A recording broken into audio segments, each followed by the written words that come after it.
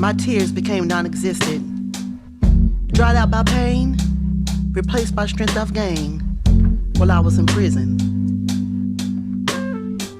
As an adolescent, I remember saying, when I grow up, I want to be a teacher. I used to create an audience with my dolls, fully attentive of their stares. But what I didn't see lurking was the true intention Satan had over my life. I was raped as a child, self-destructed as a teenager, and imprisoned 2 decades of my life. Never did I expect the extent of preparation it took to actually teach. When you talk about God's plan, His purpose, destiny will lead you exactly where you meant to be. Trials and tribulations was my journey, and through life of experience, I stand empowered by the grace of God. My wounds are transparent and I govern the same punishment as Jesus. I was denied, mocked, and eventually crucified. The crown of thorns that was placed upon my head reminded me every day that if I call on Jesus, I too will witness my true resurrection. I shed those same blood and tears as Jesus, and when I was nailed on that cross, Jesus saved me. My God did not forsake me. He just prepared me to teach. See, I was a chosen disciple. The Lord is my Almighty Father, and what He has prepared for me, I shall not want. He saved my enslaved soul from darkness so that I can hear His voice. Yea, though I walk through the valley of sexual abuse, mental wounds, and prison walls, I fear no evil. My Almighty Father was with me when I didn't know Him, and He still protected me. He prepared a teacher within me and reminded me of my adolescent dreams. So surely goodness and mercy shall follow me all the days of my life, and I will dwell in the house of the Lord forever.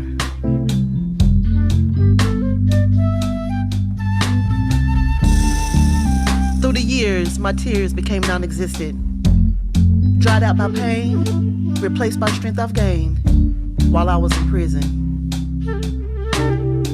Illiterate to the signs, blind eyes, unable to identify the fundamentals. Quoting the same prayer became a ritual. Only convenience suitable to my accommodations. Unanswered prayers didn't recognize His dedication. Consciously apprehending a voice unfamiliar to me, self-conscious of the feeling I can't describe knowingly. Visions and dreams to be dissected of the revelations before me, but all the while it was You, Lord, who was for me. Trials and tribulations oppressed by the wrath of sin, but again, You wiped my tears, carried me, and stayed my friend. Through songs, my heart began to long. The testimonies I thought was too long. Was I wrong? Too far gone? Left alone? But I needed to be strong, and He still visited me. Down on my knees, I'll shout, Jesus! No shame. Tears streaking down my face, Lord, but I'm tired of this race. I felt Your presence and heard Your voice clearly. Dear God, help me seriously. See, I was in prison while You visited me. Lord, have mercy. You finally freed me.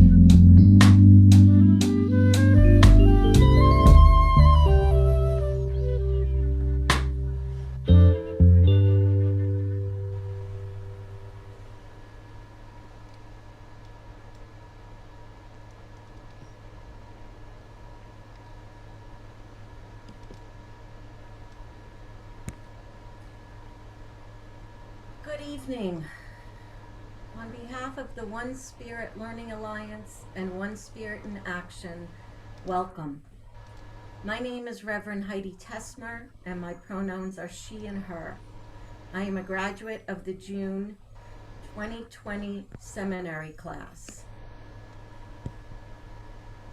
I am encouraged to see all of you here tonight to engage in this continued conversation about not forgetting those who are behind the walls.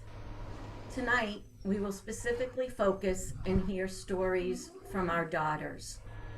And remember, let us not forget how this pandemic keeps showing us how we are all interconnected and woven together. I have been a volunteer with One Spirit in Action since 2018. One Spirit in Action has been in sacred service to underserved communities since its inception in 2013. It is the sacred activism arm of the One Spirit Learning Alliance. I am delighted to be co-facilitating this event tonight with my colleague and dear friend, Salome. Our tech assistant for the evening is another member of One Spirit in Action, Lynn Liston, and she will now take a few minutes to review the basic Zoom functions you will need for the evening. Good evening, everyone. I'm Reverend Lynn, your tech host, and I'm happy to help you troubleshoot anything that may happen tonight. Please be sure that your participant box and the chat box are open. To open the participants box, move your mouse until you see a strip of icons on the bottom of your screen. Then click the participants icon. Do the same, but click the chat icon to open the chat box. During most of the event, the chat feature will be disabled, but you will be able to send a message via chat to me if you need tech support, or to Salome or Heidi for questions pertaining to the program. Your microphone will be muted until the very end, but if you want to ask a question during the Q&A section, you can raise your hand by pressing the reactions button at the bottom of your screen, and then press the raise hand button. Please don't confuse the raise hand button with the thumbs up button, which merely shows a thumbs up symbol in your video feed that we can all see. When you raise your hand, please don't lower it until you change, or unless you change your mind about whether you want to ask a question. When we see hands raised, our usual practice is to call on people in the order that they appear on the screen. When you're called on, you will receive a message to unmute yourself. Please unmute yourself then, but keep your hand raised, and I'll lower your hand after you finish asking the question. If I mute you too soon after you've asked your question, please just give a little wave to let us know you haven't finished or you have a follow-up question. And I think that's it.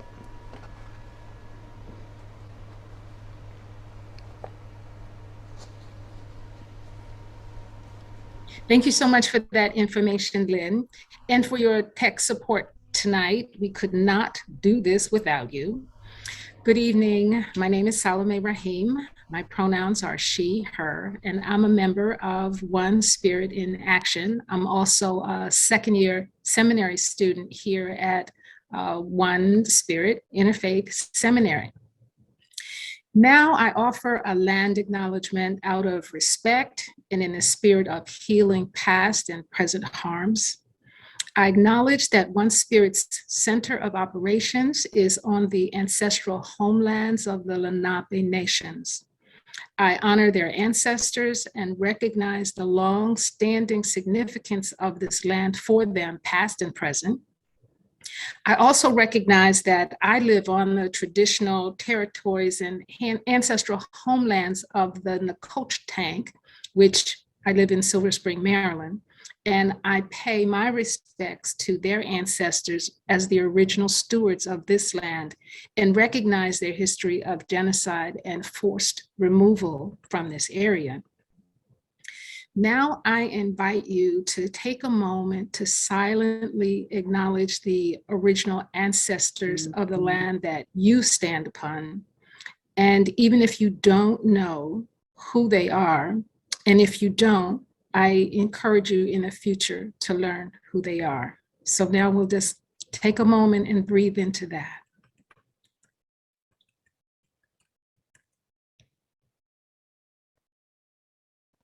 Thank you.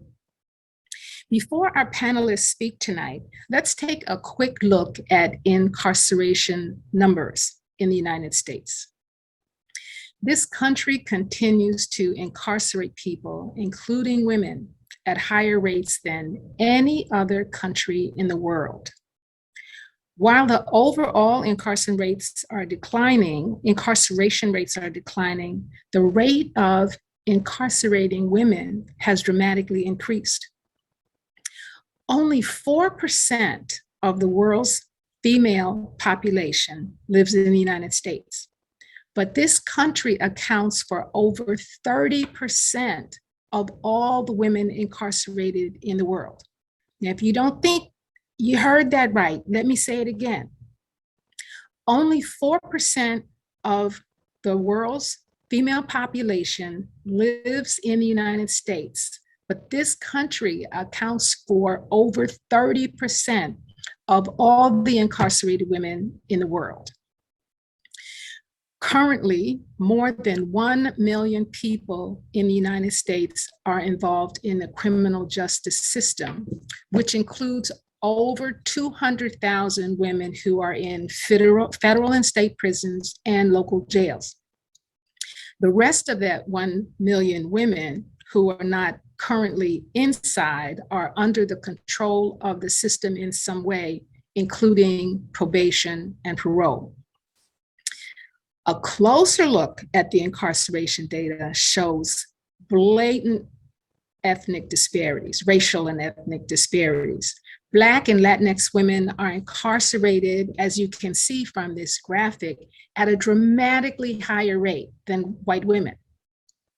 And while, as you can see, that declining line in the rates of, showing the rates of incarceration for Black women have substantially decreased over the last decade, and the rates of incarceration for white women has somewhat increased, the disparities are still glaring. Of course, these statistics can't tell the whole story. They can't tell the human story, but we're very, very fortunate tonight that we have 4 panelists with us who can. Each panelist will speak for about 12 minutes after being introduced. Then after all have spoken, we'll have questions, answers, and comments. And then we'll close out by talking about ways to take action and what you can do to make a difference. So Heidi is going to introduce our first panelist. Lynn, can you hear me? Oh.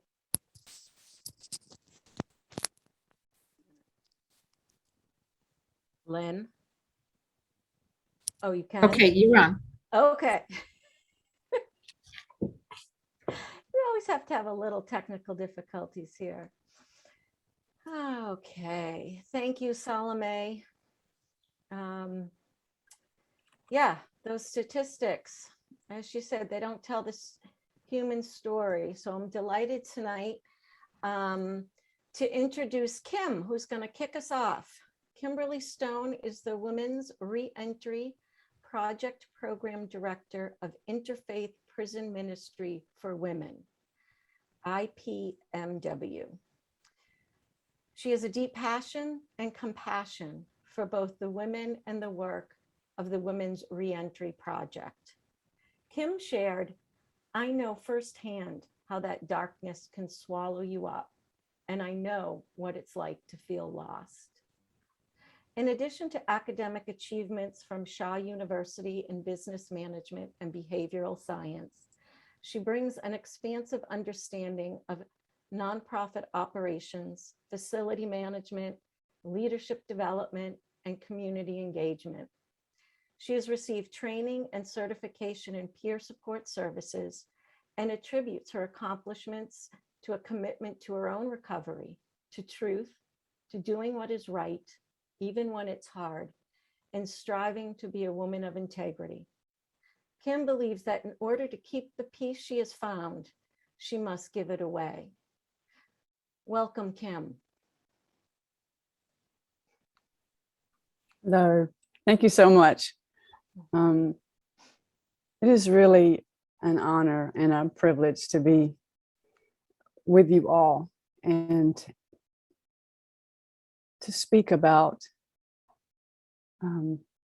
remembering. I went to, when I was 21, I received a life sentence and went into the North Carolina Correctional Institution for Women. And I came out when I was 41. Sometimes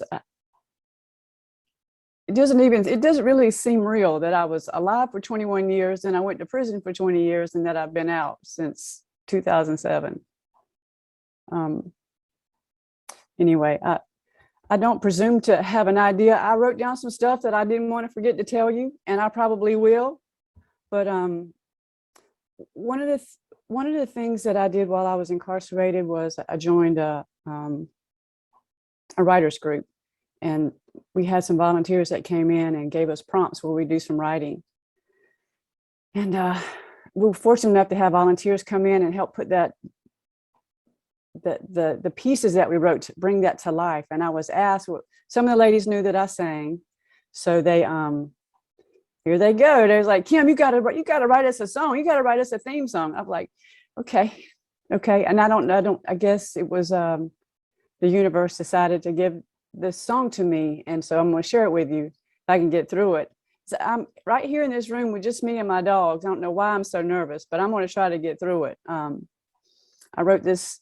It's called Shine, and it really is it's the heart of who I am. So.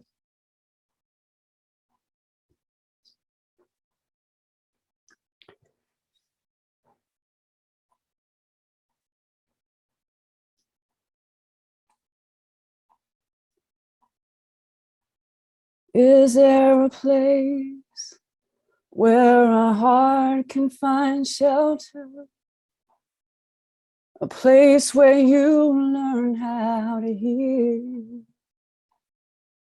where the past does not taunt me, memories do not haunt me, and my mistakes are forgiven in time. Because I need to get there and bathe in this somewhere before I give up on myself. Walk away from the pain, learn to smile again, and for once, chase after my dreams. What do you see when you first look at me? Do you think you'll remember my name? There's so much I could show you, so many things that I've gone through. And you might find that in ways we're the same. Tell me, are you afraid of all the mistakes that I've made? Do you think there's no chance I could change? Look beyond what you fear, there's a light shining here. Give me a moment to help you believe. I just want to shine, find my way out of darkness, wipe away all the tears, move beyond all my fears that just hold me down. I just want to dance, feel the music inside me, do the best that I can, learn to love who I am. I just want to shine. Do the best that I can. Learn to love who I am. I just want to shine.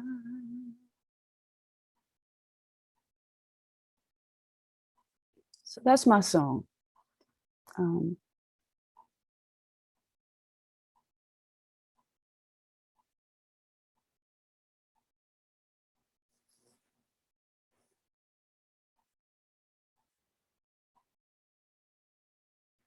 I don't think that I'm unique in that I carry a lot of shame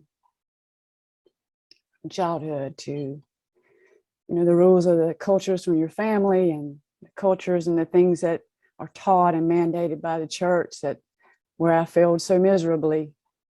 I was just a lost kid searching for love and wanted to be wanted. And I got it. I found myself in a situation where a person lost his life, and I went inside and really just thought that was just it for me. When I got there, they called it Dorm C, and it was just horrible green. I know that green is Jennifer's favorite color, but it was a horrible green. It was kind of a pale light green, and it was cinder blocks. Dorm C was cinder blocks and metal gates, and the long-termers, as we were called, lived in a smaller compartment of cinder blocks and gates. And at night, the music that you would hear would be the keys jangling and people's flip-flops hitting the walls, killing these ginormous cockroaches. And they could fly. It was amazing. They were just huge. So they kept us there for 6 months and to make sure we weren't a flight risk, and got out of there and went into I think it was called medium population, and it was a big old dormitory, and it too was deplorable. Really, it was just an old building, and you walked into the community room, and on either side was these compartments, living space or bed areas they had chicken coop wire, where people were just peering in at you. Like all these people, it was the middle of the day, so people were in there on their beds, and I was like, oh my God, my life is just over. All these women, all of us just packed in there on top of each other. No hope, absolutely no hope. It was a house of no hope. But I was swooped up. I was fortunate enough by some other long-termers kind of said, all right, Kim, you gotta get in school. You gotta go to work. You gotta keep your nose clean. Don't talk to that one. Do not talk to that one. And put your money in your bra. I'm like, okay. So that's what I did. I went to school, went to work, eventually got into school, got the AA in business management, the BA in behavioral science, and just kind of wrote, just mechanical, doing what they told me to do. And I am fortunate in that in the late 80s and the early 90s, there was the census at that time was like less than 400. So they actually had this thing called group therapy. I actually had a abuse group therapy, and I did ACOA, Adult Children of Alcoholics, and the guy that came in to co-facilitate that group, he plays a part in my story too. He was actually the executive director for Southlight at the time, and that would ultimately be the place that I landed when I got out. So I had groups, but as over time, as the prison population increased, group therapy just wasn't feasible. It became mental health meds. That's how we solve. That's how we keep the peace and keep people compliant, as we give them medication, or that was my sense anyway. So I served 15 years in the maximum facility. I got the AA, the BA. I did dental lab. I had an apprenticeship with the dental lab. Was a nail technician. I became a peer counselor for the drug and alcohol recovery treatment. And I kept my nose clean. And eventually, after 15 years, I went to what's called honor grade. And because I could sing, they enlisted me in the choir. So I got to go out, prison has these events, so you can go out and you can sing for other prison people. And it was fun. It was a payoff for me. I got to dress in real free world clothes and go out and sing. So it worked for me. And I think it was 2004 or 2005, I was able to, that's how I was introduced to IPMW actually for the first time with Job Start, where they kind of allowed me to get ready for the world. We wrote resumes, and they'd have presentations, people coming in from the outside to tell you about this vocation or that vocation, and how to write a resume, how to do a mock interview, which was great. And it really was great. And that's when I wrote the gentleman from ACOA and said, I'm getting to the point where I'll be able to start work release. Just wondering if you had positions of it. And I wrote it much better, and Job Start helped me write a much better letter than what I'm telling you. But he wrote me back almost immediately. He said, Kim, whenever you're ready for a job, you have one here. So in 2005, I started work for Southlight, which is a pretty large substance use mental health treatment facility in Wake County in Raleigh. Started off as an admin assistant, office manager, eventually became executive assistant. And right before I became the executive assistant, it was 2007, and my time was about to come to an end in the prison. And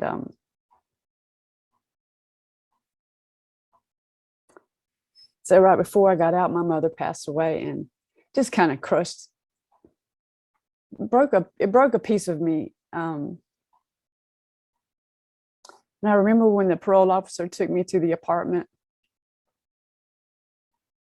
she warned me. She said, don't hang out with don't be hanging out with any known offenders. And my mind, I was thinking, everybody I know is a known offender.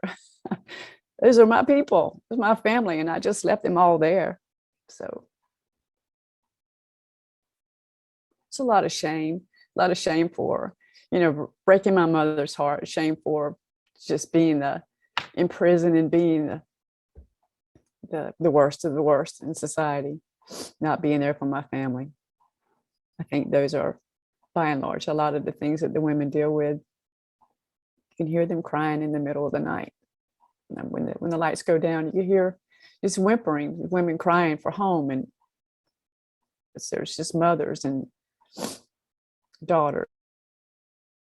And I think it's and one of the fascinating things about, I think it's a difference between men and women. I don't know if the men have like state families.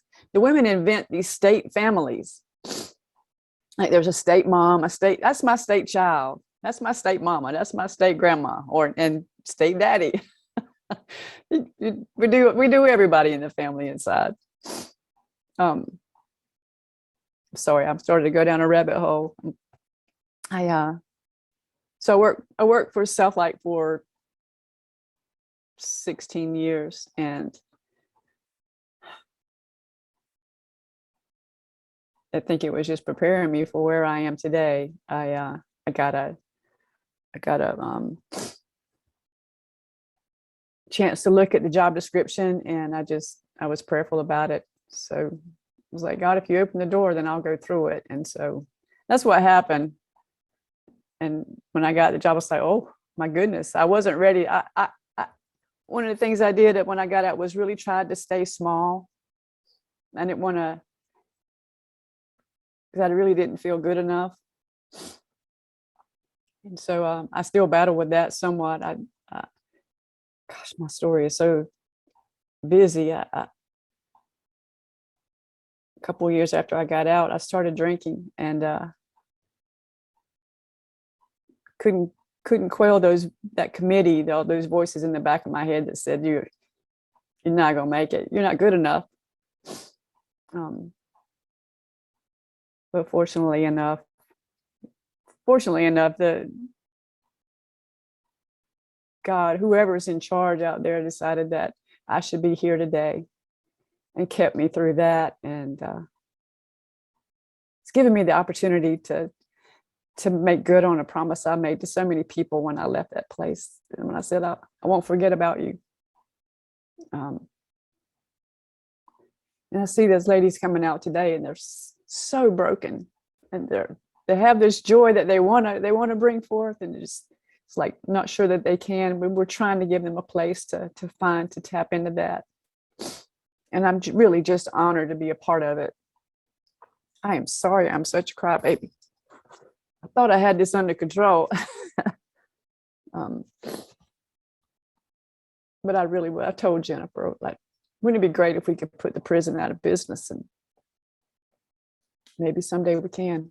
We certainly can't accomplish it if we don't aim for it, right? I think I probably overshot my 12 minutes. So I will yield it back to you. I do thank you for allowing me to be here.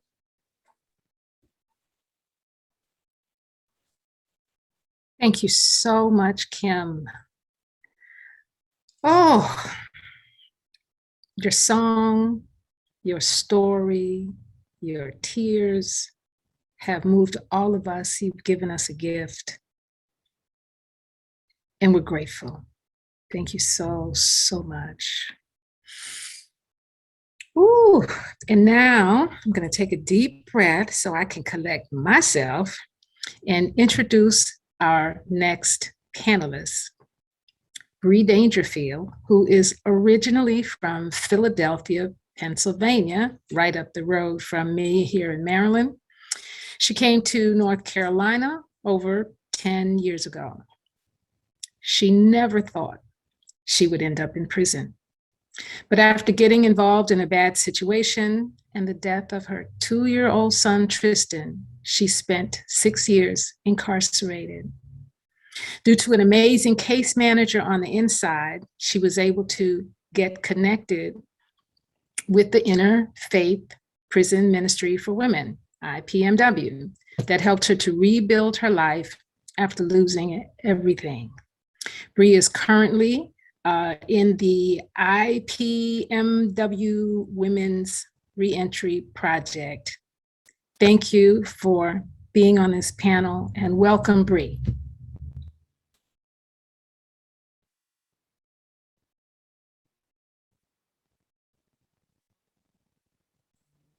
Thank you. It's nice to be here, and thank you everyone for allowing me to talk with you a little bit about my story. I'd like to start off by telling you, Kim, it's exactly the same. And for those of you who have not experienced prison, from 2007 to 2021, the conditions are still the same. The same buildings where stuff is always breaking and it takes forever to fix. We wouldn't have heat in the winter. We wouldn't have air conditioning at all. When I left in January of this year, there was still no air conditioning in the summer. That's a long time. And those buildings are decades old. And nothing has changed. When it comes to the honor grade program, I found out that women are not eligible for honor grade unless they have less than 5 years on their sentence. That is not true for the men. In the 6 years that I was incarcerated, women lost the quick copy program, which was one of the best programs that the state had to offer, and 3 facilities to the men. 3.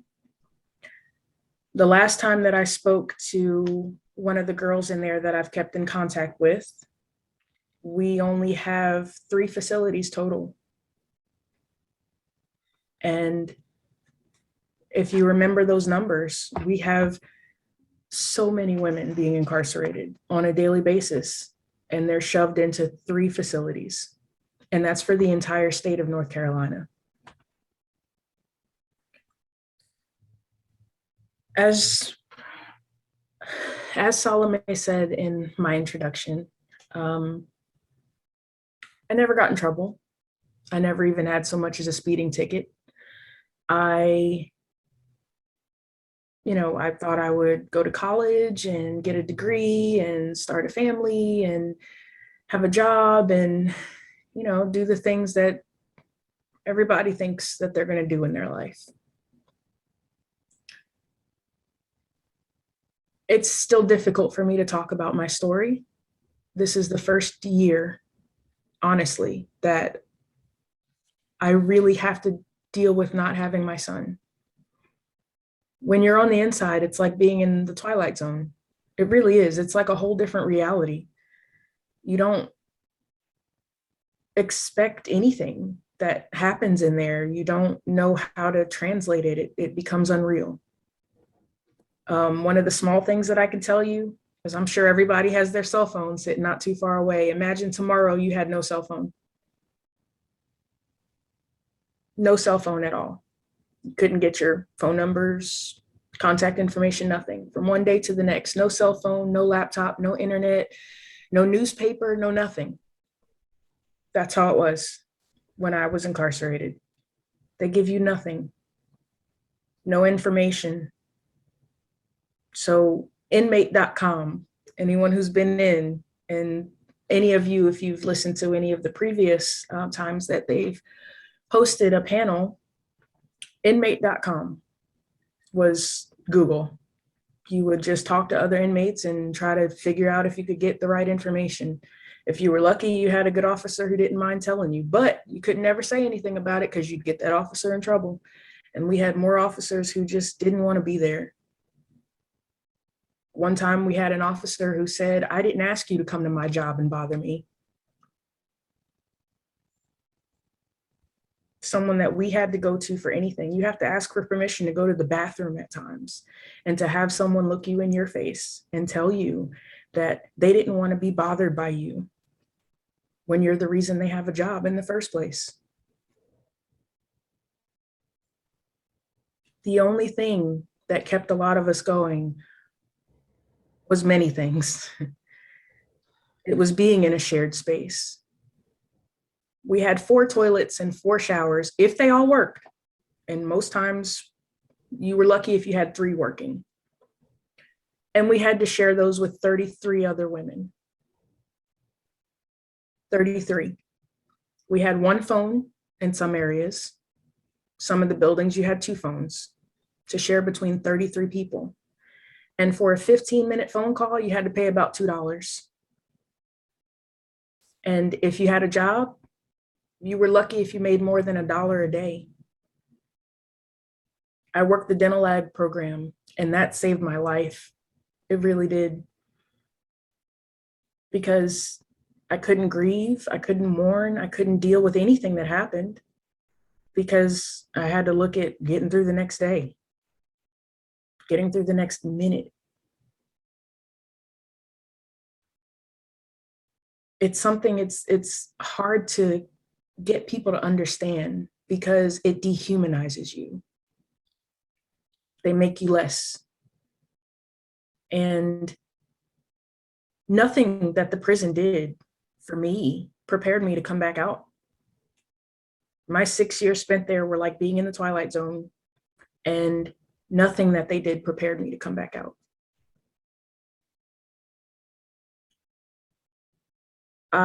With my 6-year sentence, I had just enough time to have to make a choice and not enough time to be able to take advantage of the programs they did have. I had to choose between either committing to the 3-year dental lab program or going to honor grade. For me,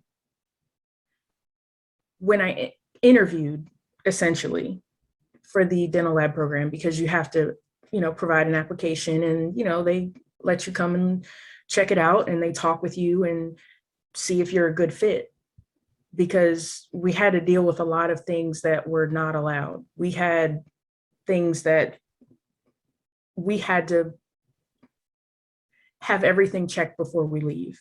There was a lockbox, and all of the stuff that we used for our job had to be in that lockbox if we left the room. And I made the choice to stick with the dental lab program because I felt like that was a program that would help me on the outside. Did it help me on the inside? It absolutely did not. It did not, because I was on a maximum security facility, and that was the only place that program was offered. So going to honor grade and trying to, you know, get to the outside a little bit and get a job and do some work, I had to make a choice. I don't regret the choice that I made, but I don't feel like anyone should have to make that choice. You shouldn't have to make a choice between playing with your sanity for the hope that it will help you when you get back on the outside, or going to honor grade where things are supposedly easier. Now, when the pandemic hit, honor grade actually got it worse, because honor grade, they were not allowed off their beds. So they sat there 24/7 on their beds when the pandemic hit, with nothing, no TV, no books, unless they had some in their possession, nothing, in a small space with 33 other women for hours on end. And you still had to ask for permission to go to the bathroom. And they could, and we did have officers who would tell us no. They're not all bad. They're not. There's one officer, I saw her in the Walmart parking lot, and I ran up to her and I was so happy to see her. And one of the things that she said was that every day that she worked in that prison, it went against her conscience. And it gets to the point where the good officers just can't take it, and they transfer somewhere else. And that leaves us with one less good officer who cares enough to try to help the people who want help. Some people don't. But should you sacrifice everybody for the few people who don't? Because that's what happens. When you have to deal with that many people, one person who pisses off the wrong person, everybody gets shut down. Everybody on your beds, nobody moved, no phone calls, no nothing until I decide, or until they got off shift, and their shifts were 12 hours long. And they were on, I want to say it was 2 on, 2 off in every other weekend. So it was like you would have the same officers for 2 days, and then you would have a different shift for 2 days, and then that first shift would be on for 3 days for the weekend. So at worst, you'd have 3 days of dealing with the same person who was upset with you the first day. The things that kept me going was my job, because it was something that was creative. It was something new. It was something I never would have thought about. Dental lab. We made dentures. That's all we did. We made dentures for all of the prisons, the men and the women. That's it. But it was a lifesaver. I had several people who would do Bible study, and we would get up and do our own Bible study. And when football season came around, it was the worst, because we're trying to do Bible study in a small day room that all of the women have to share, with hollering and cussing and all kinds of stuff going on. But it was worth it. It was worth it. And living for those who can't. It's still hard, but I'm trying to live for those women who can't, those women who are still in there, those women who will never leave. And I feel like there has to be a better way.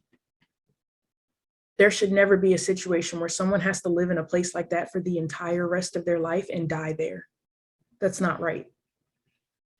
Some of the things, because I see my time's getting a little short here, we need people to advocate and support programs in the prisons for women. We have men, the men will riot and tear things up and set fire to things and go crazy. Women won't.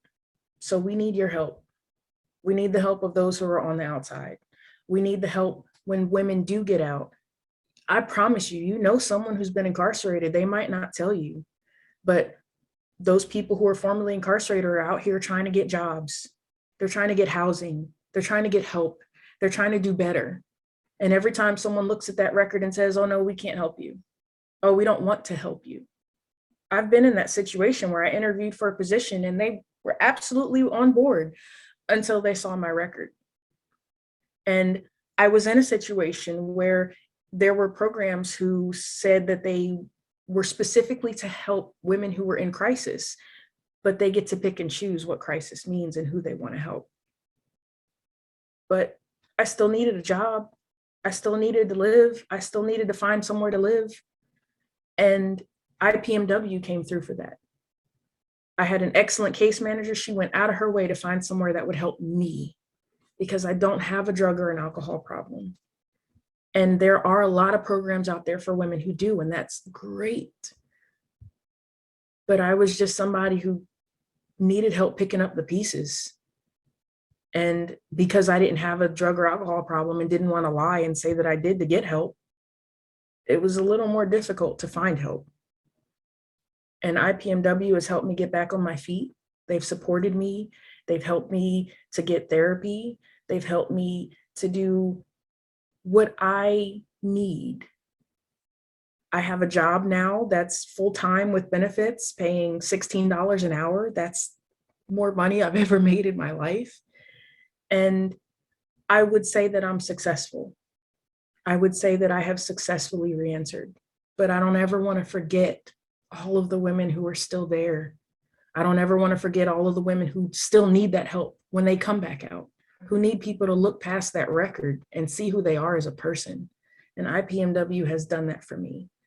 And I thank everyone, and especially One Spirit in Action, for inviting me to be a panelist tonight. And I hope that I've left you with something a little positive. Thank you.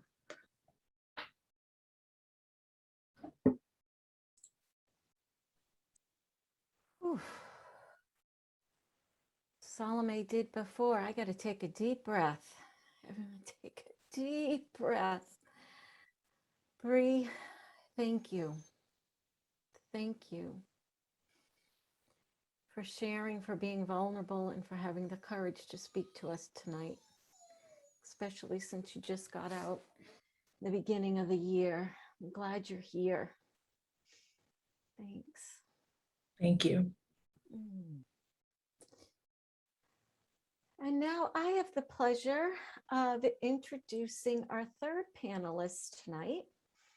And I think she's actually going to speak to some of those things you were talking about, Bree, about looking for help, wanting people for support. Her name is Stacy Borden. She's from Massachusetts, which I am from. And she's the founder and executive director of New Beginnings Reentry Services, a Roxbury-based nonprofit that works to empower incarcerated and formerly incarcerated women. She has a master's degree in mental health counseling and is an author, performance artist, motivational speaker, and activist. Earlier this year, she received the 2021 Visionary Voice Award from the National Sexual Violence Resource Center. Stacy was also a panelist at our first gathering on this topic, and we are fortunate to have her back again with us tonight. Thank you, Stacy, and welcome back. Thank you. Thank you. Hi, everybody. This is really a pleasure. I don't know if I've been on a panel with fellow sisters who made it out, and that magic number of 2007. That's the last year I went in, although I came out in 2010. So I'm with you, sisters. And Kim, that song, amazing.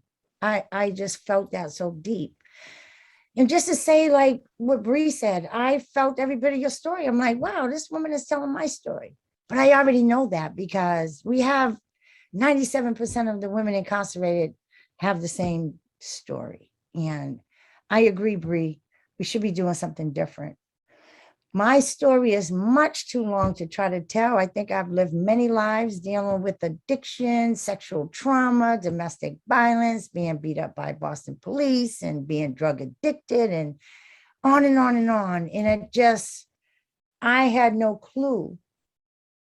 I just didn't have a clue that I was walking in darkness and that what trauma even meant. I just knew that I didn't want to feel what I was feeling. I wanted to be everybody else but myself. And so my story started very long ago with growing up with 12 siblings in Roxbury and coming out of the projects of Orchard Park and trying to navigate going to these big, giant, old, ugly, dreary buildings called elementary and junior high school. It was almost built just like a prison. Now that I look back in hindsight, I mean, who knew that I would be so comfortable going in and out of prison for 30 years? It was just comfortable. The prison, the project, the cells, the bedrooms, 5 by 12 rooms was comfortable. It was just by design. And I didn't know how to stop that repetition of stealing and getting high and being sexually assaulted again. My sexual assault happened very early, as far as I can remember, at age 12. Age 7, and then a violent rape from 12 to 18. And I just couldn't process what happened. I mean, I know today as a licensed clinician that mentally I checked out. And I just kept seeking for something. I heard what you said, Kim. I just kept seeking for someone, for something, for some solace, for some normalcy. You don't find anything normal coming from abnormal experiences. I didn't know that either. I think I just wanted to find a place of belonging. Being the 11th child, my mom and dad, God, I mean, they had 65 years of marriage with 12 children. I'm the 11th. My mom kind of checked out by then. My dad had just stopped drinking and opened up a detox, and he was busy trying to live his life and stay sane and stay in recovery himself. And everybody else just kind of lived their life. And here I was trying to be heard, and I didn't even know how to have a voice. And it wasn't until I went back into the prison in 2007 that I had 15 warrants all over Massachusetts. I went to court 64 times in a county transportation van. I was shackled to other women, including women that were pregnant, women who were like me, suffering from addiction, sick. COs didn't care about how they drove those vans. They would turn a corner, we'd all flip, bang our head, fall on the floor, fall all over each other. Besides puking, all kind of stuff, like no type of regard, no positive regard for sure for a human being, especially a woman carrying a baby. And so in 2008, I finally was in the state court. I was indicted from Middlesex County to Norfolk County. And, I was in District County in Norfolk County, Quincy Court. And this judge, one person, finally, at 47 years old, asked me, "What's wrong with you? What did you do to yourself? You look like you got drugs all over the place, all over your record.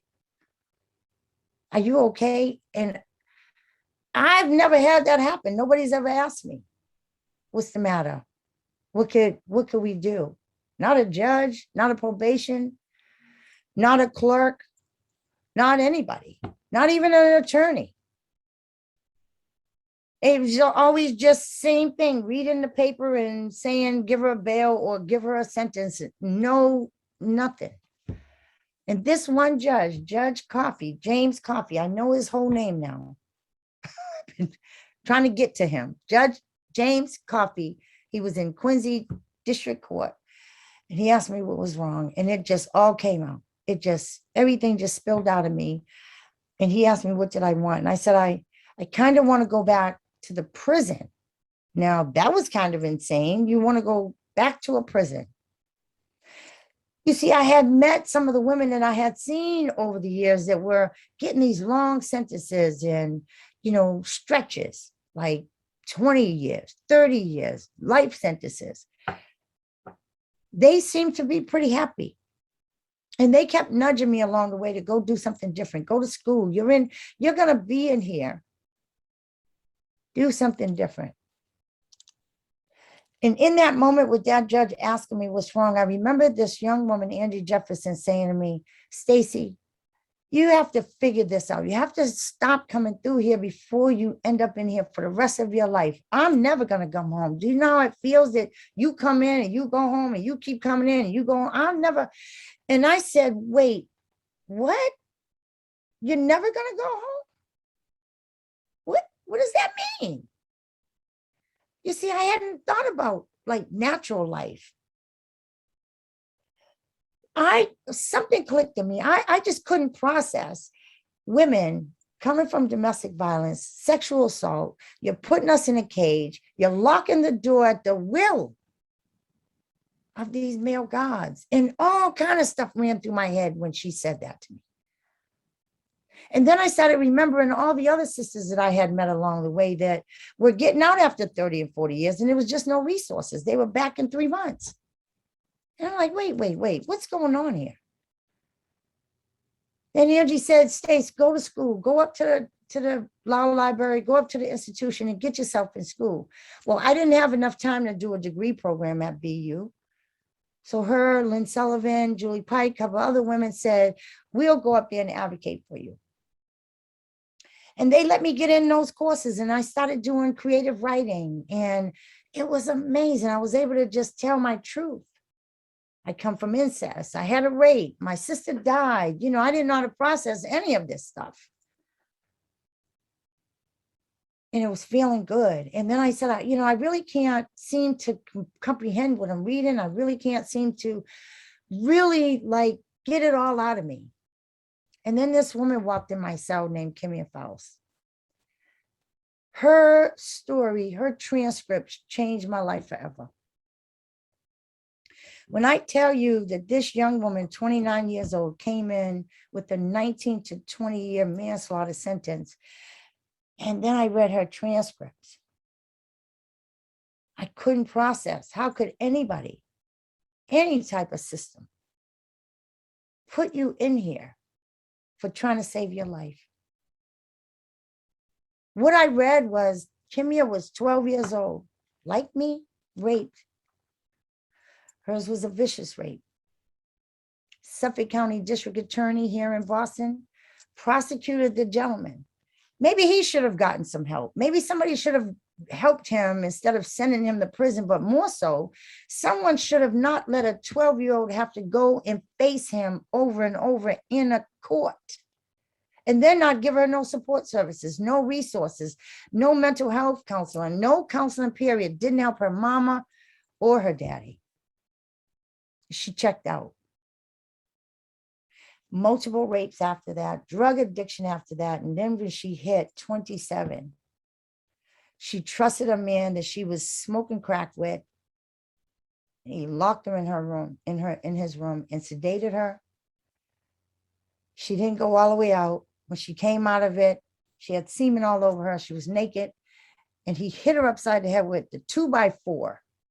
2x4s were the mechanism you put on the doors to keep the police out when you're about to get raided, or keep girls in when you're ready to sexually assault them. Kimia picked up a butter knife from his nightstand and stabbed him. He hit her again. She stabbed him in the leg. Unfortunately, he died. She went down to Commerce and wandered the Commerce for 2 weeks. When Boston police came, they not only criminalized her all over again, but they didn't care to even hear the story that they already had the evidence of, that he hit her. Her DNA was on the 2x4. There's no justice in that.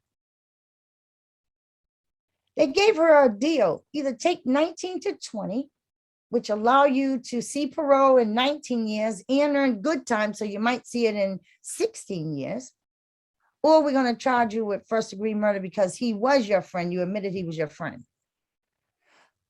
That was it for me. I made a promise to them girls in 2010 when I wrapped up and I got out of there, and I told them I was going to get out and do something different. I was going to create a program. I didn't know how I was going to do it. I didn't know anything. I had not had any education. I couldn't even remember. I have dissociative disorder. I checked out a long time ago. Just disassociated with everything. I don't even remember being in school. I only remember the project in Albert Palmer and Dearborn. I only remember going to JP High. I mean, I could even say to the Boston public school system, how do you let a young girl go through school and graduate and don't even remember grades or take an exam, anything? And so I came home 2010. I'm so sorry for your loss, Kim. I had the fortune of being back with my parents the last year of their life. I had blamed my mother for everything that ever happened to me until one day she told me her story. And it was almost like everything was resolved. All my resentments went away. Everything was just like made sense to me. Her father was an alcoholic. Her father used to beat her. She was sexually assaulted. She had took a drink with her third child and thought that she smothered her baby, and the doctor said it was Sid. And no wonder there was no connection to anybody else, especially me. No hugging, no saying I love you. I fought for years just for her to tell me. And in that moment when she told me, I felt freedom. And she said, Daisy, I love you. My mom had a stroke in the 90s, and she called me Daisy. And she said, I love you. And I had never heard those words before. And 2 days later, my dad was diagnosed with terminal cancer. And 3 months later, he passed away. And I'm like, well, who's going to be with this woman who had been with her man for 65 years? And I'm like, oh, you got to do this. You got to walk her through this. Stand up now. This is what the sisters taught you. And so I walked my mom through her 4 months of her life. That was the most extraordinary experience I could have ever experienced. I didn't get high. I didn't run. I realized why she called me itchy feet. I could never stay in that house because that's where the sexual assaults was happening. And I was able to tell her my truth. And in that moment, she asked me, was I okay with Ricky in the living room? That was one of my older brothers who had sexually assaulted me as a child. That was an indication that you did know, and I wasn't mentally challenged, and I wasn't out of my mind, and I wasn't crazy as everybody said I was. I understood in that moment that she had to make the decision that there's two children that were in pain, that she couldn't separate and decipher who she's going to love the most or who she's going to support the most. I understood in that moment, both of us were her children, and we had to figure it out on our own. April 10th, my mom didn't want to get up. That would have been my parents' 65th anniversary. April 11th, she was fading. April 12th, she passed away peacefully. I went in that living room and my brother finally said, I'm sorry. I'm sorry I destroyed every bit of your being. Today, he's ready to do a TED Talk. Imagine. 2 siblings telling our stories from all their trauma. From there, I just said, I need to go to school. I need to understand addiction and mental health trauma. So I went on a 6-year excursion of education, and I stayed in touch with my girls, my sisters, and Angie and Kimia, and I kept saying, I'm gonna get you all out of this somehow. And voila, the universe allowed me to run into these fabulous sisters of formerly incarcerated women, the National Council for Incarcerated and Formerly Incarcerated Women and Girls, who are badass sisters, was shutting jails down all over the country. Mainly they're based here in Boston. Now that's a big task. All I can say is to Andrea James, you get them out and I'll keep them out because I'm going to get a program. And the house that you see behind me, I did a course at Boston College in 2019. I took a business entrepreneur course. I did a presentation. Somebody was in the audience and said, you did all that shit? You did all that work? We'll buy you the house. That's the house. Today, I just left the ISD office in the certificate of occupancy. We are 1 signature away from opening the doors to the first reentry program run and operated by a Black woman, by a woman who came from so much trauma. A woman who made a promise to them women that this is the first 10-bed program in our community. I have been beat down by all of our people in the community. And I'm like, we're staying here. We're not going nowhere because this is where we're from. And we got to face all them demons. And we're going to do it. And we're going to open within 2 weeks. That's my story. We're moving on. We're going to get another house. We're going to get another house. And we're going to shut them jails down because no woman deserves to be in a cage suffering. America has to do much better than what they've done with our mothers, daughters, granddaughters, nieces, and our children. And let me tell you this. If you hadn't heard, Governor Baker is trying to build a $50 million prison in Massachusetts. We have one of the lowest populated states of incarceration. We have 135 women in that stupid, nasty ass prison in Framingham. 135 women. We can do clemency. We can drop down those LWOP, those life without parole, and give them women some dignity and let them have parole. And we can shut the jail down. You will not build $50 million and keep being without resources in our community so we can keep being sexually assaulted, degraded, and demeaned. We got 170 organizations that's signing on our moratorium bill. It's called S-2030. Call Governor Baker, call your governor in your state and just say, no, you will not build no more jails to house no more women. That's it. It ends here. And so thank you for letting me share. It's always an honor to come on and tell my story, especially to be in a room full of some badass sisters that are doing some reentry work. So thank you so much. I love you. Oh my goodness. Let's take another breath because we need to absorb that.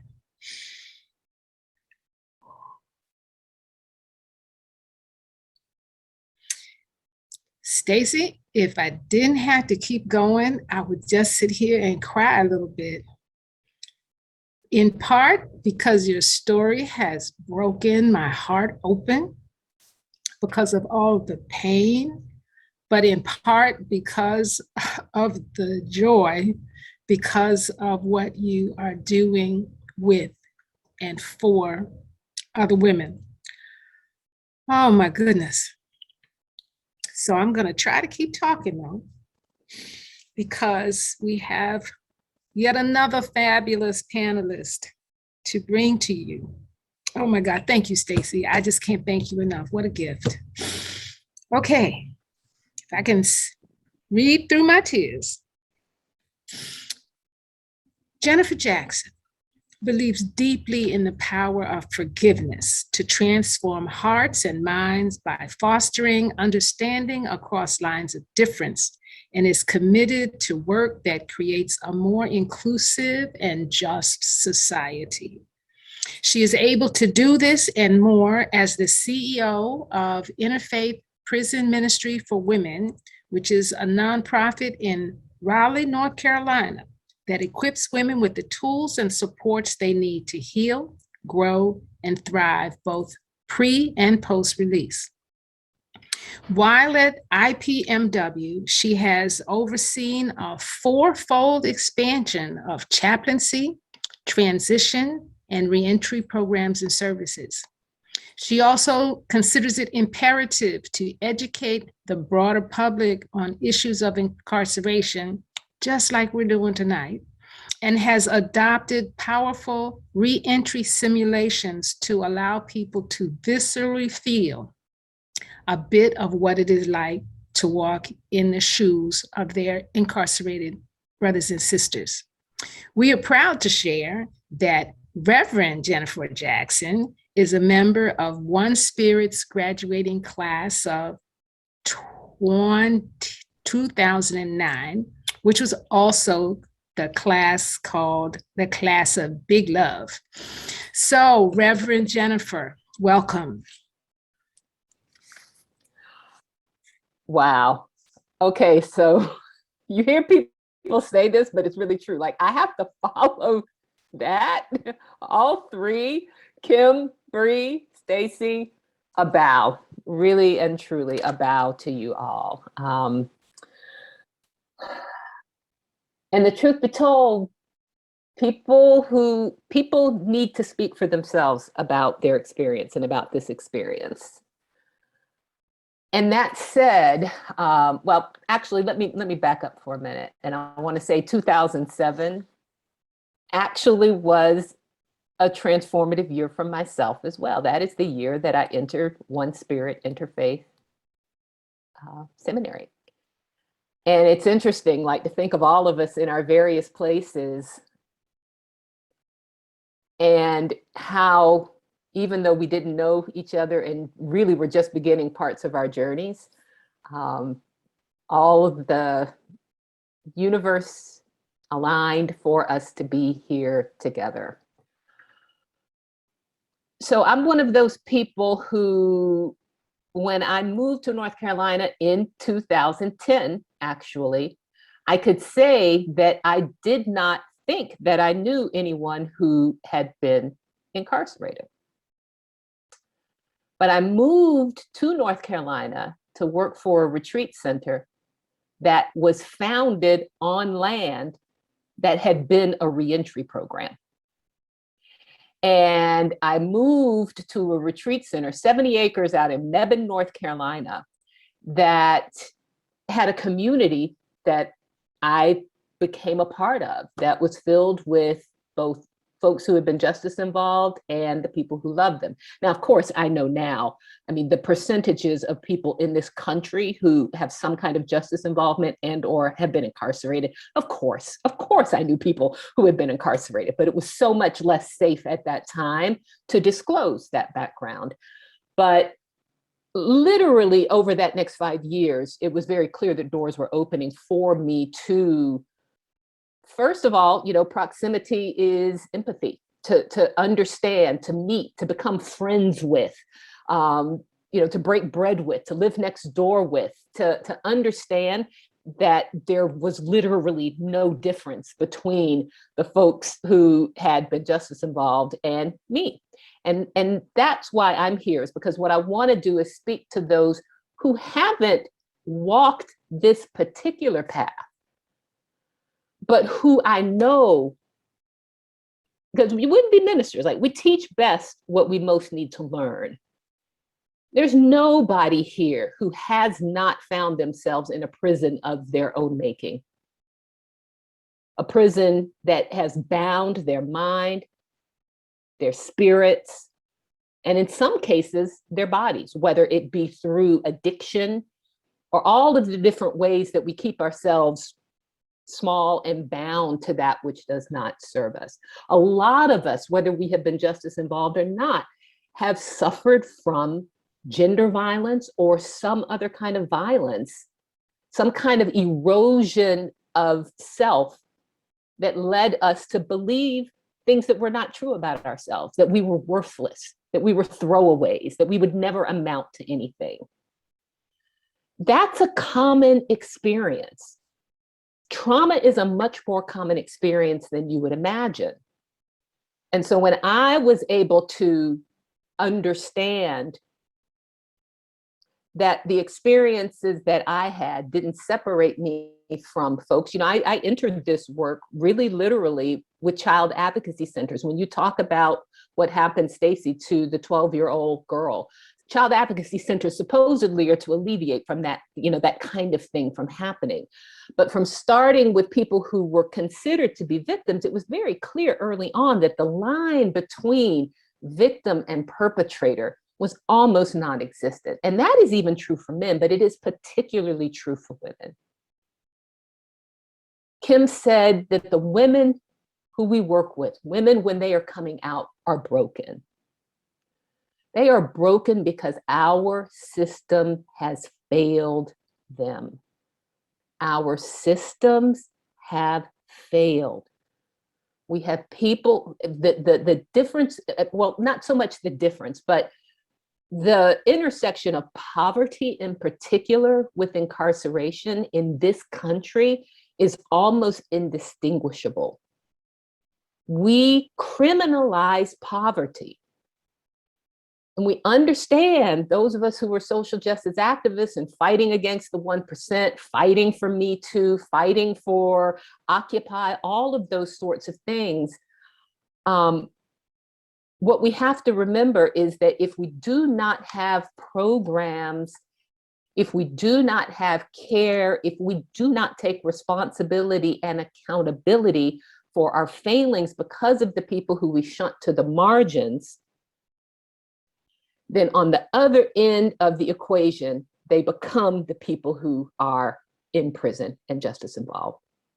And we make them responsible for the acts that they did or did not commit at a time when the options very often and the choice points very often did not seem to exist. I mean, these three stories, I have heard stories.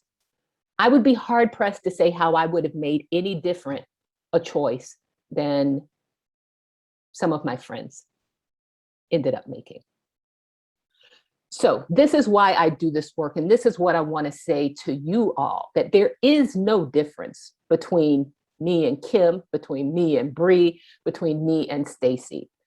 And if you believe, as I do, in non-duality, in non-separation, the closest that we can get to this in these human bodies is embracing and accepting as members of our own families, those people whose society most tries to cast out of the circle. Somebody said to me this morning, I heard this just from someone this morning, and I wrote it down. Let me see where I put it. She said, where did I put this? She said, there's no part of you that can hate yourself and grow. There is no part of you that can hate yourself and grow. Well, we're all in this together in society.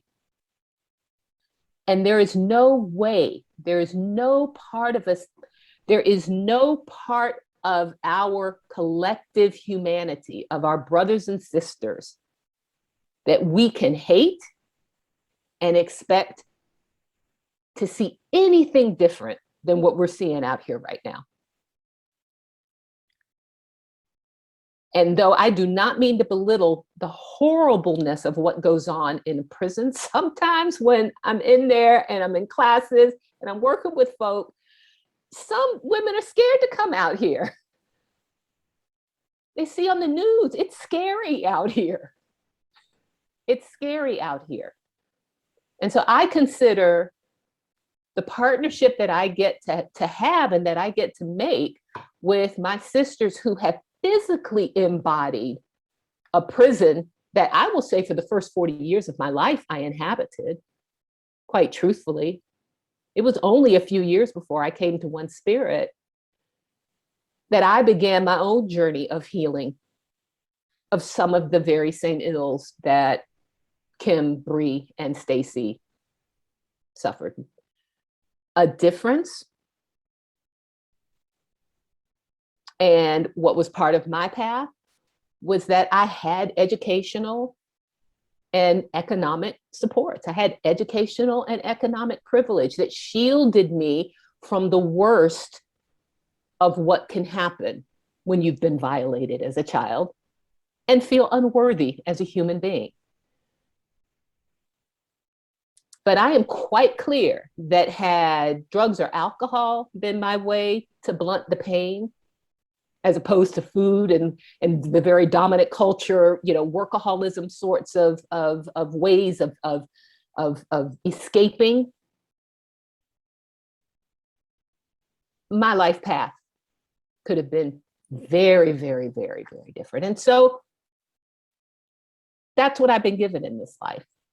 And I did have an opportunity to study and to learn and to grow and to find healing tools and to learn about trauma and to learn about somatic experiencing and to learn all of these different tools to be able to share with women so that they could have some of the same opportunities that I had.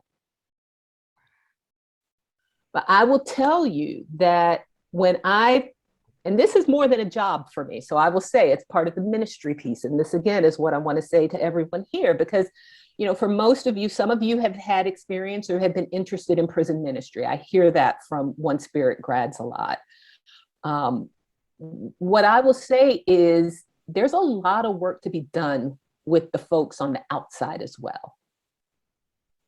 Because it really is us that makes it so hard for people who are experiencing prison and come out. It's the barriers that we place. It's it's the fear. It's the misunderstandings. It's the stereotypes that we make. It's the compassion fatigue that we allow ourselves to give into. And it's also the mistaken notions that, there are bad people. There are people who made choices that were not necessarily the best ones that they could have made, but there are no bad people in that respect. And so what I want to say to us is that what I said when I interviewed for this job was that, yes, caring from a ministerial standpoint, for women who have experienced these things and have been cast aside is absolutely a part of my ministry. But it is very important for this organization also to educate and train people on the outside how to welcome them home. I believe very strongly that a woman can find freedom in prison just as easily as she can lose it on the outside. And that extending our hands across those prison walls is ultimately what's going to save us. It's what's going to save us all as a society. We cannot afford to cast aside 30% of our population who are responsible for the next generation. And so please go in your communities. There are prisons in your communities. There are opportunities. It's going to be harder for you all as interfaith ministers. It's harder for us because the way that prisons are set up, they're very siloed based on traditional religions. So I don't know what you're going to claim because interfaith is usually not on the list. It's Christianity, Buddhism, Islam, and all of those other faiths. But there are ways, there are programs, there are organizations in your area that are providing the kinds of programs that you heard from Stacy, Bree, and Kim that helped them come to a different understanding of who they were and start changing, freeing up their mind and allowing them to change the course of their lives and their destinies. There are reentry programs in every community, and reentry programs for women are expanding. Like even when I started 6 years ago, there were very few and far between, but there's so many more now because people are recognizing. And unfortunately, it is fortunately and unfortunately, it really is because of the opioid epidemic. I mean, the reasons that we have so many people in prison now is because of the racialization of the drug wars. But now it's opioids.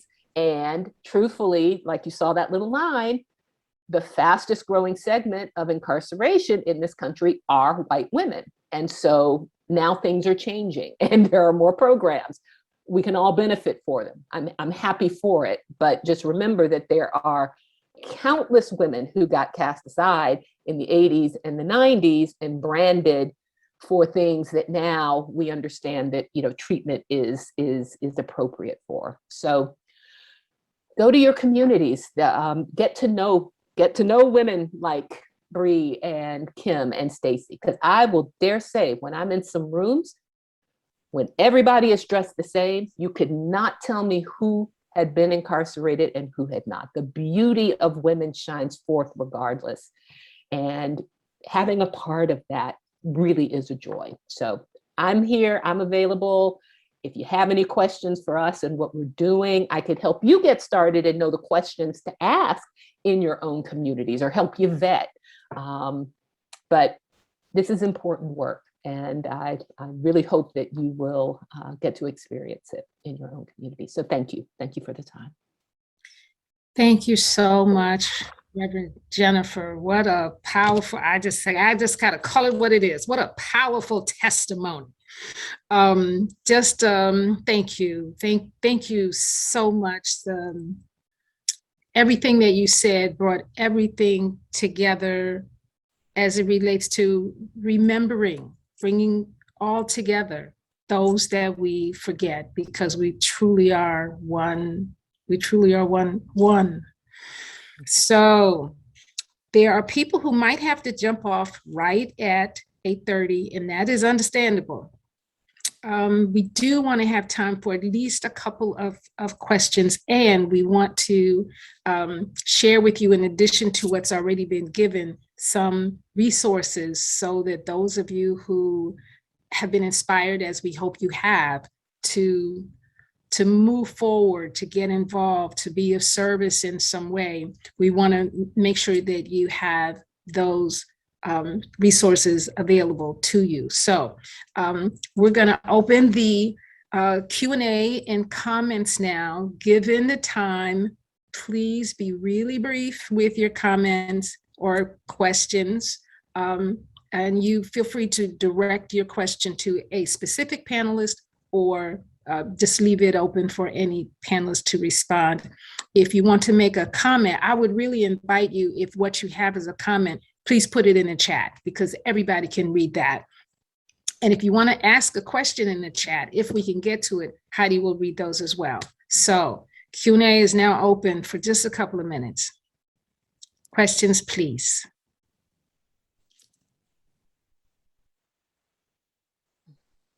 And you can raise your virtual hand. Lynn explained how to do that on the bottom of the screen and so forth.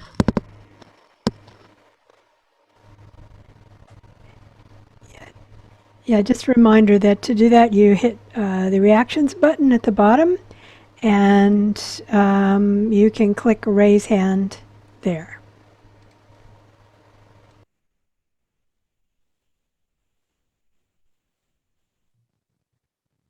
Okay, I see some hands. So Lynn is going to unmute people in the order that you've raised your hands. So Lynn, please feel free. Hi, I'm Lucretia here.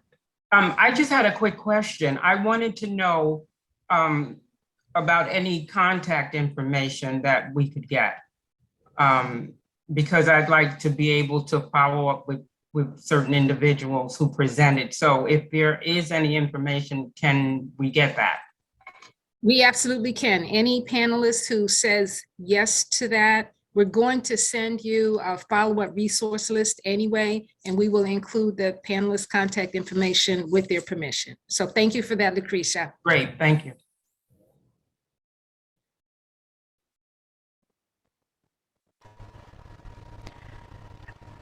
Jennifer, I see you posted the link for conviction songs, and I'm gonna, if you could just talk a little bit about that. Sure. The song that you heard when you were coming in is one of the songs on that album. So very briefly, a pair of pastor musicians came into the prison in 2016 and taught a songwriting class. And the catalog of 25 songs that came from that turned into 2 concerts and a band called the Conviction Band, and lots of calls for it to be pressed into CD. We finished a Kickstarter campaign in March of 2020. Y'all know what was happening in March of 2020. So we had to put off getting into the recording studio. But by then, most of the women who were in the prison and wrote the songs were out. We were able to get them in the studio in November, December. We waited a bit of time, but we had the world premiere launch of the CDs last week. And it's free, as the main musician says. The songs are as free as the women who wrote them. And they are as powerful as anything that you will hear. And I invite you to go to Conviction Songs and enjoy, pass it around. There's a song book. You can sing it at your congregations. We want the music to get out there because it chronicles the experience of women in prison. Loss, faith, heartache, the whole 9 yards. So, Thank you, Rev Jennifer. Okay, we could have one more question, perhaps. You know, I'm wondering if there's something that any or all of the panelists would like to add. Oh, somebody has a question, so let's go there first. Maggie. Thanks.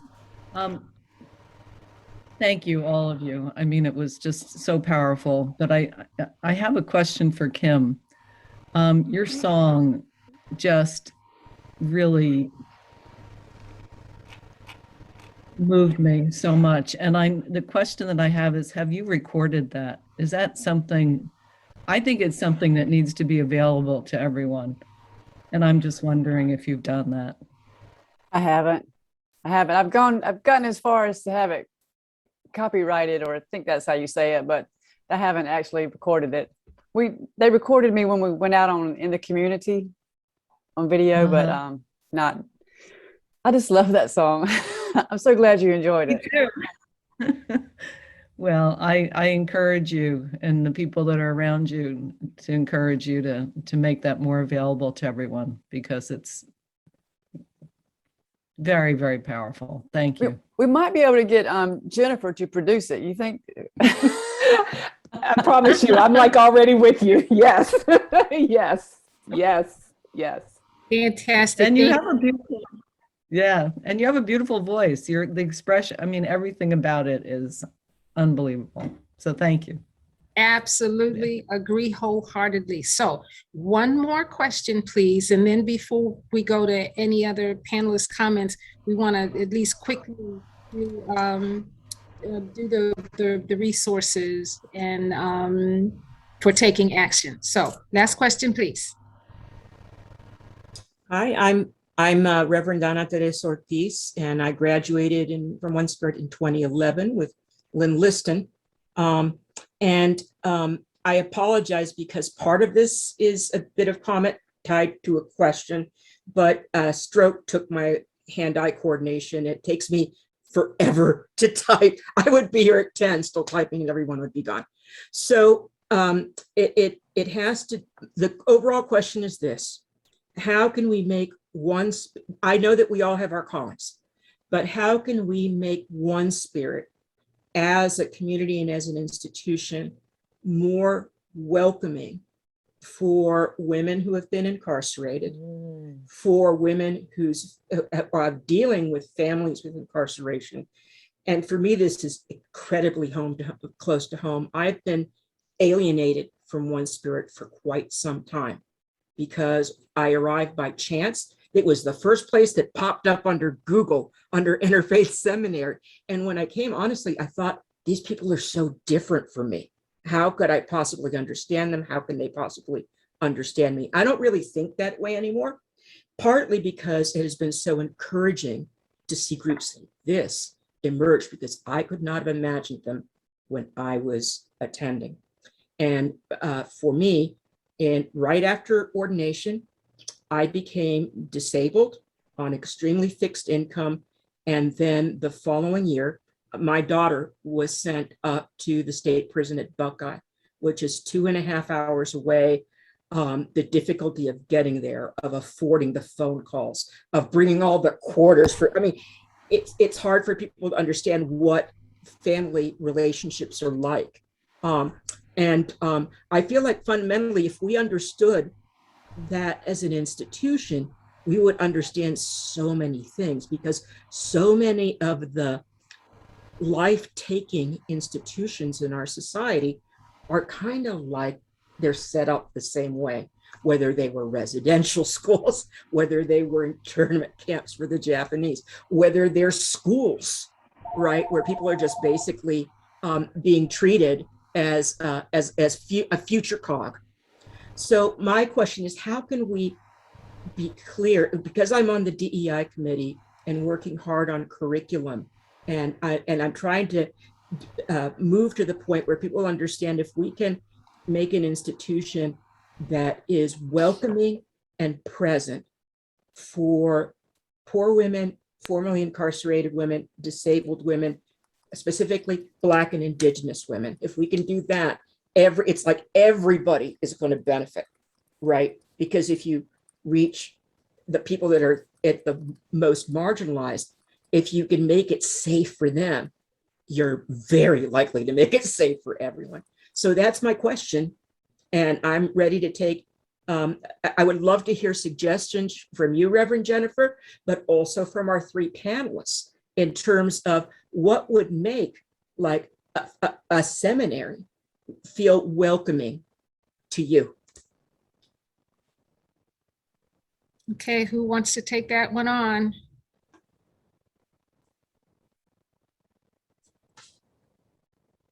I would say just the openness. I would say that I, as a person who has struggled with Christianity until I was in jail, and the only thing they would give me, finally, I had to beg to read was a Bible. And I read that Bible from cover to cover. And that was when I realized that just because people claim Christianity does not mean that they embody the teachings of Christ. I would say that it really just having people who have an open heart and an open mind to be able to reach out to people, to be welcoming, because it's all about the spirit for me. I very much, whatever you want to call it, whether you want to call it a vibe or an aura, or there's so many words, but they all describe the same thing. And it's all about, if you feel welcoming, people will feel welcome. Mm. Thank you, Bree. Anyone else want to respond to that before we close out this segment? Yeah, my spirit's wanting to say something to that. I have to say that I have not, I used to have an anger with God. I don't know anything in the religious process. It just hadn't hit me. I wasn't raised in religion. I have to honestly say, when you said seminary, I was kind of thrown off. Like, I tried to study Buddhism because I felt that spiritually, but to try to chant, and let me just say this, I have siblings. One sister's Jehovah's Witness, my brother's Buddhist, my two older brothers who are recovering addicts and have went into the form of religion and Christianity.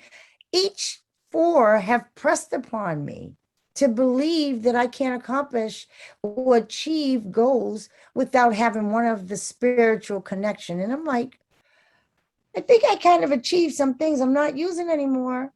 I kind of completed a degree program. I kind of got a big old house to help. I mean, I don't get that part. And I don't think that we should press upon people. If I say I'm universally connected, trust me, when I say the universe has provided, I did not do any of this by myself. I use my voice well, I think. There's times I still go with my mental health illness that comes out. I pull it back in. I've created some tools. I mean, it's all in your voice. Allow people to have that space, their voice, and continue to learn. There is something power greater than ourselves. It just is. None of this. Connecting with you guys tonight, hoping that I could wake up in the morning, none of it. We're not walking this earth alone. And so I don't know if that answered that, because I don't really know what seminary really means. And I can say it because I'm not scared anymore. Right. I have to ask those questions. Like, what does that mean? Where does that go? I can look it up. I still got to connect it. There's something in there that got to connect me to me in those words. And so just like Bree said, just have an open heart and just, empathy, the value in that is powerful in itself. We are going to be your neighbors. I love that, Reverend Jennifer, Reverend Jackson. We just are. You never know who's next door. I heard that in Scandinavia. I had the opportunity to visit, and I'm not even a political major, but I went over there to do a comparison to social policies, and I had the opportunity to visit some women prisons. And one woman said, good prisons will make good people. Now, I don't know. I don't believe in prisons, but the prisons over there weren't locked by guards. They locked the doors themselves. They take them out and shop, teach them how to have some skills, social skills. They have a whole big builder's trade, and you learn plumbing, electrical, and all that stuff. And then you go out and build a house in a community. That is community. That is called empathetic values. Just know that somebody sitting beside you might have had a not good experience, and they might just need your shoulder. That's it. That's it. I'll look up what seminary means when we close tonight and try to figure that part out. Thank you so much, Stacy. Something slipped. I almost called you Reverend Stacy. So let's see what that might be about. Call me up. I sent you my phone number. I'll tell you about seminary. If so, Stacy, this is the one that you would want to go to. Yes, sure. It is. So thank you so much. We could talk for a very long time and continue to be enriched, but we need to move toward closing out of respect for our panelists' times and everyone else's time as well. So thank you so much. There's a lot of good stuff in the chat. So if you didn't look, all of the panelists put their contact information, and if you can't get to it, then we're going to include it in the follow-up resource list we send you. So turning it over to Rev Heidi, take us on home. Yes, thank you so much. So we're gonna just two more things, if we can just have about, say, 4 to 5 more minutes. One of the things I wanted to share about a path of action, which if you've listened tonight, people were talking about trying to get people on the outside with people on the inside. Now, what One Spirit in Action, there are about 6 members in March, and we did a pilot program with an organization called Transforming Lives, which is out of New York. And we're lucky that we have one of the founders on our call tonight. And what it does is you can be a mentor to someone on the inside, and we mentor through the written word of writing letters and journaling. And last year they published, this was their first book they published. Cynthia, as well as Jamel, who was serving 20 years, this is all stories in here, and they published this book. And so this is really a way for individuals, if you want to get, proximate to someone. The website is called transforminglivesnewyork.org. You can go and you can contact Cynthia directly through that. Please feel free to talk to myself or Salome. We both are in the program as mentors. And I can't say enough what a life-changing experience it is. I'm actually going to visit my mentee or partner on Wednesday. And, it's amazing. And exactly what Jennifer was saying, teaching the people on the outside what it's like. And yes, so I really wanted to stress that, because we're hoping to get more folks specifically from One Spirit to kind of launch this program. Not so much the program, but a mentoring group, because we have mentor, oh, there you are, Cynthia. Yep, perfect. Cynthia put her Gmail in the chat, and the organization website will also be on the resource list, which we will send out. So the other thing I would like to do is introduce Rev Elizabeth. She is also a first-year dean, and she is getting her master's at divinity at Union Theological Seminary right now, and she has a quick path of action as well to do in the local area. So Rev Elizabeth, it's yours. Thank you so much, Heidi. I am brand new to this work, and I am in awe of the women who've been speaking tonight. So I feel like it's a real honor to be here. If you are like me, you are one of the outside people who wants to make a difference and doesn't know what to do because it seems so overwhelming, I'd like to tell you about a group I'm working with called Interfaith Prison Partnership. It's a small nonprofit dedicated to improving the lives of women incarcerated in New York. Specifically, we're working a lot with the Bedford Hills facility and Taconic facilities. And just, we're doing a lot of different things, but I'll be really quick because the time is limited. One way you can make a difference is with our release bag program. When women have completed their sentence and they are released, very often they have nowhere to go. If they have any possessions, they are usually given a trash bag to carry their things to where they need to go. And we are really committed to restoring the dignity for these women. We would like to equip them to begin their lives with some sense of being supported and having their dignity respected. So we are working with local houses of worship, Girl Scout troops, book clubs, your CrossFit gym, any organization that you belong to collect toiletries, combs, toothpaste and toothbrush, masks and sanitizers, shampoo and conditioner, all these kinds of basic necessities. We are collecting them and putting them in bags to provide for these women when they are beginning their journey back into the world. And I know that our contact information is going to be in the resource document, that it will be available to you. If you want to reach me, my email is very easy, revelizabeth@1spirit.org. I would love to talk to any of you who are interested in helping. And just thank you again for showing up this evening, and thank you again to all these amazing women. And I think with that, we've extended our time here. We are so grateful for all of you to have joined us tonight. And if we could all show our appreciation again for our panelists. They were, courage, vulnerability, virtual high fives, whatever you want to do. I mean, just, gosh, my heart is so full, so full.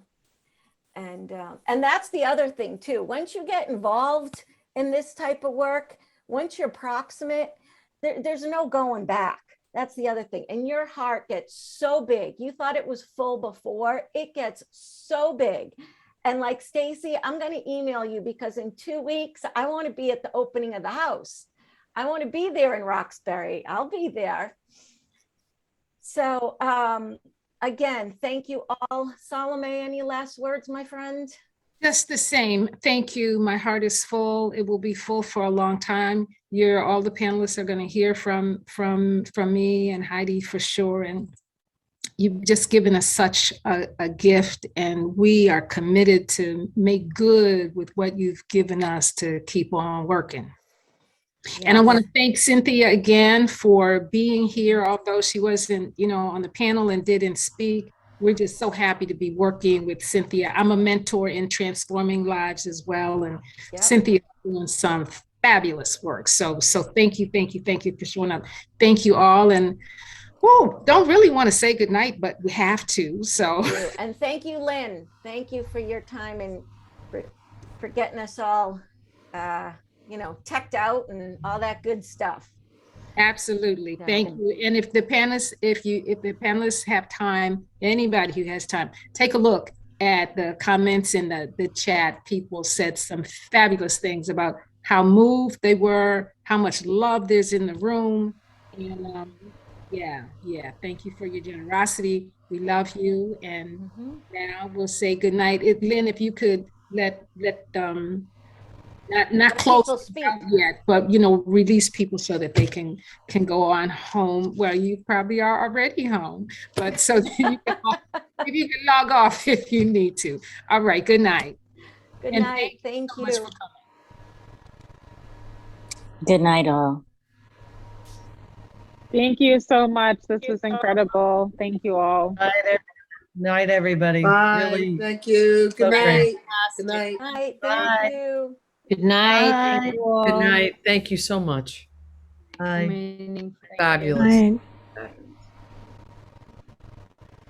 This is my dream come true, Jennifer.